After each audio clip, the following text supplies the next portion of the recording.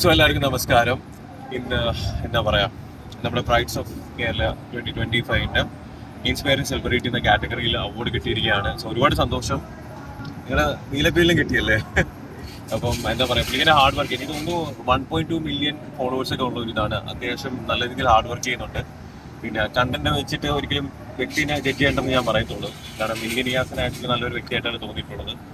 പിന്നെ പിന്നെ എന്താ പറയാ, എനിക്ക് ഭയങ്കര സന്തോഷം തോന്നി. കാരണം ഈ ഒരു സ്റ്റേജിൽ വെച്ച് തന്നെ നമുക്ക് ഡ്രഗ്സിന് against say no to drugs എന്നുള്ളൊരു കാര്യം പറയാൻ പറ്റി. അവിടെ പറഞ്ഞ കണക്ക് തന്നെ ലൈക്ക് ഈ ഒരു 35 വർഷത്തിനിടയ്ക്ക് ഞാൻ ഇന്നേ വരെ സിഗരറ്റ് വലിക്കുകയോ അല്ലെങ്കിൽ കള്ളുടിക്കുകയോ അല്ലെങ്കിൽ ഒരു കൈൻഡ് ഓഫ് ഡ്രഗ്സോ ഒന്നും ഞാൻ ഇന്നേ വരെ ട്രൈ പോലും ചെയ്തിട്ടില്ല. ഇവൻ ചിന്തിച്ചിട്ട് പോലും ഇല്ല. ഓക്കെ, സോ അതിൽ എനിക്ക് ഭയങ്കര അഭിമാനം തോന്നുന്നുണ്ട്. കാരണം എൻ്റെ ലഹരി അല്ലെങ്കിൽ എൻ്റെ ഡ്രഗ് എന്ന് പറയുന്നത് ഇതേപോലെ ജീവിതത്തിൽ എൻ്റെ ലക്ഷ്യങ്ങൾ നേടിയെടുക്കുക, അല്ലെങ്കിൽ ജീവിതത്തിൽ ഒരുപാട് ഹൈറ്റ്സിൽ എത്തുക, ഒരുപാട് കാര്യങ്ങൾ അച്ചീവ് ചെയ്യുക. സോ അതൊക്കെ തന്നെയാണ് എൻ്റെ എന്താ പറയുക ലഹരി എന്ന് പറയുന്നത്. സോ ഇപ്പോഴത്തെ ജനറേഷനിലുള്ള കുട്ടികളാണെങ്കിലും നിങ്ങളുടെ ആഗ്രഹങ്ങൾ, നിങ്ങളുടെ ആംബിഷൻസിനെയൊക്കെ നിങ്ങൾ ലഹരിയാക്കി എടുക്കുക, ഡ്രഗ് ആക്കി എടുക്കുക. അതിന് പുറകെ നിങ്ങൾ ചേസ് ചെയ്യുക, ഹാപ്പി ആയിട്ടിരിക്കുക. വെറുതെ അനാവശ്യമായിട്ട് ഈ ഡ്രഗ്സിൻ്റെ എല്ലാം പിന്നാലെ പോയിട്ട് നിങ്ങളുടെ ജീവിതം നശിപ്പിക്കരുതെന്ന് ഒരു ചെറിയൊരു റിക്വസ്റ്റ് ഉണ്ട്. അത്ര തന്നെ. ഇപ്പോ സോഷ്യൽ മീഡിയയിൽ ഇപ്പൊ നേരത്തെ ആക്റ്റീവ് അല്ലല്ലോ, അതെന്താണ്? അല്ല, ഞാൻ ആക്ച്വലി ഒരു 1 ഇയർ ഒരു മാക്സിമം ഞാൻ എന്ത് ചെയ്തു, ബിഗ് ബോസിന് ശേഷം ലൈവ് ആയിരുന്നു. മാക്സിമം റീച്ച് കിട്ടി, അത്യാവശ്യം കുറച്ച് പേര് അറിയുന്നു. അത് കഴിഞ്ഞതിന് ശേഷം എൻ്റെ പ്രൊഫൈൽ ലോ പ്രൊഫൈലാക്കി കീപ്പ് ചെയ്തു. അത് കഴിഞ്ഞാലും ഞാൻ എൻ്റെ അംബീഷൻസ് അല്ലെങ്കിൽ എൻ്റെ ഗോൾസ് എല്ലാം ഞാൻ അച്ചീവ് ചെയ്തുകൊണ്ട് തന്നെയാണ് ഇരിക്കുന്നത്. ഇപ്പോൾ റീസെൻ്റ്ലി വെൽമൗണ്ട് ഹെൽത്ത് കെയർ കമ്പനിയുടെ ബ്രാൻഡ് അംബാസിഡറായിട്ട് ജോയിൻ ചെയ്തു. അടുത്തൊരു 6 മന്ത്സിൽ വലിയൊരു റെവല്യൂഷൻ ക്രിയേറ്റ് ചെയ്യുന്ന ഒരു കമ്പനിയാണ്. സോ എല്ലാവർക്കും ബെനിഫിറ്റ് ഉണ്ടാക്കുന്ന ഒരു കമ്പനിയാണ്. അതിൽ എന്താ പറയുക, ഇനി അതിൻ്റെ അപ്ഡേറ്റ്സ് എല്ലാം ഗ്രാജുവലി നമ്മൾ അനൗൺസ് ചെയ്യുന്നതായിരിക്കും. ഹണിമൂൺ ട്രിപ്പുകളിലൊക്കെ ആയിരിക്കും 2 വർഷത്തിൽ. അതെന്താ സംഭവം എന്ന് വെച്ചാൽ ഇപ്പം ഈ ചെറിയൊരു വോർ സിറ്റുവേഷൻ ഇതൊക്കെ വന്നില്ല. അപ്പോൾ അത് കാരണം ജസ്റ്റ് ഒന്ന് പോസ്റ്റ്പോൺ ചെയ്തിരിക്കുകയാണ്. മേ ബി ചിലപ്പോൾ ഈ മന്ത് അല്ലെങ്കിൽ നെക്സ്റ്റ് മന്ത് പോകുന്നതായിരിക്കും. അതെന്തായാലും അവിടെ തന്നെ ഉണ്ട്, അത് അപ്ഡേറ്റ് ചെയ്യും. വാറിന്റെ ഇത് പറഞ്ഞോ, ഇപ്പൊ അഖിൽമാരാനെ കുറിച്ച് ഒരു പരാമർശമൊക്കെ നടത്തിയിരുന്നു. അതിനെ കുറിച്ച് റോബിന്റെ ഒരു അഭിപ്രായം എന്താണ്? അഖിൽമാരാർ ആക്ച്വലി സത്യം പറഞ്ഞാൽ സോഷ്യലി റെലവെന്റ് ആയിട്ടുള്ള ഒരുപാട് ഇഷ്യൂസിൽ അഭിപ്രായം പറയുന്ന ഒരു വ്യക്തി തന്നെയാണ്. ചില അഭിപ്രായങ്ങൾ പറയുന്നതിൽ വിയോജിപ്പ് ഉണ്ടെങ്കിലും പുള്ളിക്കാരൻ മാക്സിമം എല്ലാത്തിലും പ്രതികരിക്കുന്ന ഒരാൾ തന്നെയാണ്. കാരണം എനിക്ക് തോന്നുന്നു പുള്ളിക്കാരൻ്റെ ആംബിഷൻ അല്ലെങ്കിൽ ഗോൾ എന്ന് പറയുന്നത് പൊളിറ്റിക്സ് ആണ്. സോ അതിനുവേണ്ടി ട്രൈ ചെയ്യുന്ന ഒരു വ്യക്തിയാണ്. എനിക്ക് പുള്ളിക്കാരൻ പേഴ്സണലി ഇഷ്ടപ്പെടുന്ന കാര്യം എന്താണെന്ന് വെച്ച് കഴിഞ്ഞാൽ, കഷ്ടപ്പെട്ട് ഒറ്റയ്ക്ക് വന്ന ഒരാളാണ്. ആ ഒരു എന്താ പറയുക, ഒരു ഫാമിലിയിൽ നിന്നും ഒറ്റയ്ക്ക് ഫൈറ്റ് ചെയ്ത് വന്ന ഒരാളെന്നുള്ള രീതിയിൽ എനിക്ക് എപ്പോഴും റെസ്പെക്ട് തന്നെയാണ്. പക്ഷേ ഈ ഇപ്പോൾ കൊടുത്തിരിക്കുന്ന ആ ഒരു സ്റ്റേറ്റ്മെന്റ് എന്ന് പറയുന്നത് വേണ്ടിയിരുന്നില്ല എന്ന് തോന്നി. ഒന്ന് ആലോചിച്ച് ചിന്തിച്ചിട്ട് ചെയ്യാമായിരുന്നു എന്ന് എനിക്ക് തോന്നി. കാരണം മേ ബി ചിലപ്പോൾ പുള്ളിക്കാൻ അതിൻ്റെ ആഫ്റ്റർ എഫക്റ്റ് ചിലപ്പോൾ ചിന്തിച്ചുണ്ടാകത്തില്ല. അല്ലെങ്കിൽ ഇപ്പം നമുക്കിപ്പോൾ ഇത് ഇങ്ങനെ ഒരു വലിയൊരു രാജ്യദ്രോഹ കുറ്റമാകും, അല്ലെങ്കിൽ ഇങ്ങനെയുള്ള സെക്ഷൻസ് വരും, അല്ലെങ്കിൽ ഇങ്ങനെയുള്ള പണിഷ്മെന്റ് കിട്ടും, അല്ലെങ്കിൽ ബെയിൽ പോലും കിട്ടത്തില്ല എന്നുള്ളൊരു കാര്യമൊക്കെ ഉണ്ടെങ്കിൽ നമ്മൾ ഒന്ന് ആലോചിച്ചിട്ട് മാത്രമേ അതിനെപ്പറ്റി സംസാരിക്കത്തുള്ളൂ. അപ്പം പുള്ളിക്കാരെ കുറച്ചൊന്ന് ശ്രദ്ധിക്കാമായിരുന്നു എന്നെനിക്ക് തോന്നി. പിന്നെ എന്താ പറയാ, കുറെ പേര് പറയുന്നുണ്ടായിരുന്നു ലൈക്ക് പുള്ളിക്കാരൻ ഒരു മെയിൻ സ്ട്രീം ചാനലിൽ വന്നിരുന്നിട്ട് ലൈക്ക് എന്നെ ആലറിൽ വീരൻ എന്ന് പറഞ്ഞു. ഇപ്പൊ പുള്ളിക്കാരനെ രാജ്ദ്രോഹി എന്ന് പറഞ്ഞ് എല്ലാവരും കുറ്റം പറയുന്നു.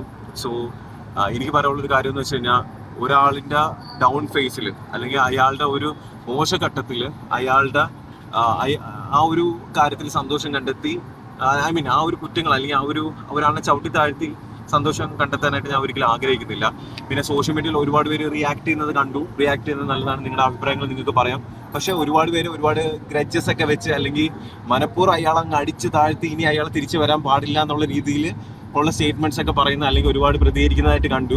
ഓക്കെ, അത് സത്യം പറഞ്ഞാൽ നിങ്ങളുടെ അഭിപ്രായങ്ങൾ പറയാം. ഹെൽത്തി ആയിട്ടുള്ള ക്രിറ്റിസിസം നല്ലതാണ്. പക്ഷെ ഒരാളിനെ കംപ്ലീറ്റ്ലി അങ്ങ് തുടച്ചു നിൽക്കാം അല്ലെങ്കിൽ കംപ്ലീറ്റ്ലി അങ്ങ് അടിച്ച് താഴ്ത്താം എന്നുള്ള രീതിയിലുള്ള പ്രതികരണങ്ങൾ വേണ്ട എന്നുള്ള ഒരു ചെറിയ അഭിപ്രായമാണ്. നിങ്ങൾക്ക് പ്രതികരിക്കാം, ഹെൽത്തി ആയിട്ട് ക്രിറ്റിസൈസ്. ഇപ്പൊ ഞാൻ കൂടി പറയുന്നു, പുള്ളിക്കാരൻ പറഞ്ഞ കാര്യങ്ങൾ തെറ്റാണ്, ആലോചിക്കാമായിരുന്നു എന്ന് ഞാൻ പറയുന്നുണ്ട്. ഇതേപോലെ നിങ്ങൾക്ക് നിങ്ങളുടെ സ്റ്റേറ്റ്മെന്റ്സ് പറയാമായിരുന്നു. പക്ഷേ അതൊരു കണ്ടന്റ് ആക്കി അല്ലെങ്കിൽ നിങ്ങളുടെ ഒരു പേഴ്സണൽ ബെനിഫിറ്റിന് വേണ്ടി ഒരാളിന് മാക്സിമം ഒരു എന്താ പറയാ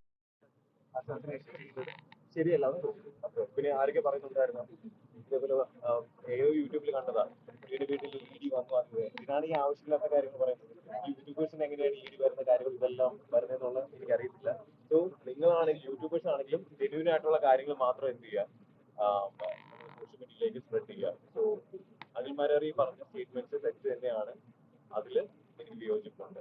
ഈ എല്ലാ കാലഘട്ടത്തിലും താങ്കളെ ഒരു വിഭാഗം ആളുകൾ അടിച്ചമർത്താൻ നോക്കിയിട്ടുണ്ടാകും. പക്ഷെ അന്ന് ഇന്ന് നിങ്ങൾക്ക് ഇപ്പൊ ബിഗ് ബോസ് തുടങ്ങിയ ഒരു ഫാൻ ഫോളോയിങ് ഇപ്പോഴും ഉണ്ട്. അതെ. ഇപ്പോൾ ഒരു പോസ്റ്റ് ഇട്ടാലും നിങ്ങളെ സപ്പോർട്ട് ചെയ്തിട്ട് ഒരു വിഭാഗം ആൾക്കാർ കമന്റ് ചെയ്യുന്നു.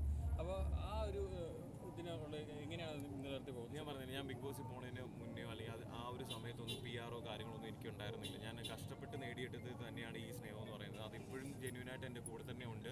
കാരണം PR വെച്ചിട്ട് കിട്ടുന്ന സ്നേഹങ്ങൾ PR കഴിയുമ്പോൾ പോകും. എൻ്റെ കൂടെ എപ്പോഴും ജെന്യൂനായിട്ട് കുറേ പേരുണ്ട്. പിന്നെ അവർ ഞാൻ നല്ല രീതിയിൽ നല്ല ഹൈറ്റ്സിൽ എത്തണമെന്ന് ആഗ്രഹിക്കുന്ന ഒരുപാട് പേരുണ്ട്. സോ അവർക്കൊക്കെ വേണ്ടി തന്നെയാണ് ഇതേപോലെയുള്ള ചെറിയ സന്തോഷങ്ങൾ എനിക്ക് പങ്കിടാൻ പറ്റുന്നതും.